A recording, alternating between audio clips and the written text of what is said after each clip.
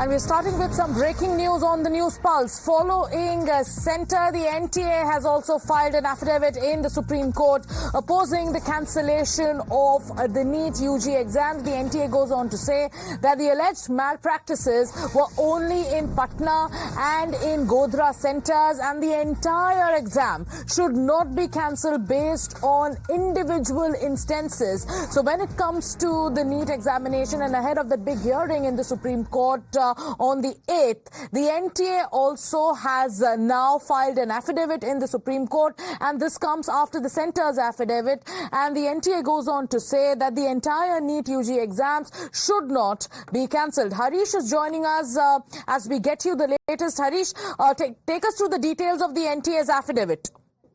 Yes, in fact, after the Centre filed an affidavit opposing any cancellation of NEET exams, now the National Testing Agency has filed an affidavit.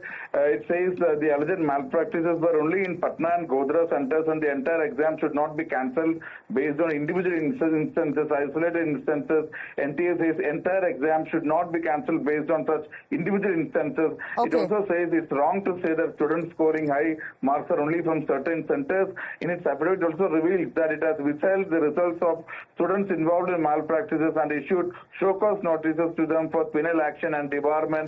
NTA says the entire exam has not been vitiated by individual instances of unfair means and paper leak. So the NTA once again reiterating that the entire exam shouldn't be cancelled. Thank you, Harish, for joining us. Time for us to slip into a short commercial break. Stay with us. We'll be back with more news and updates on the News Pulse.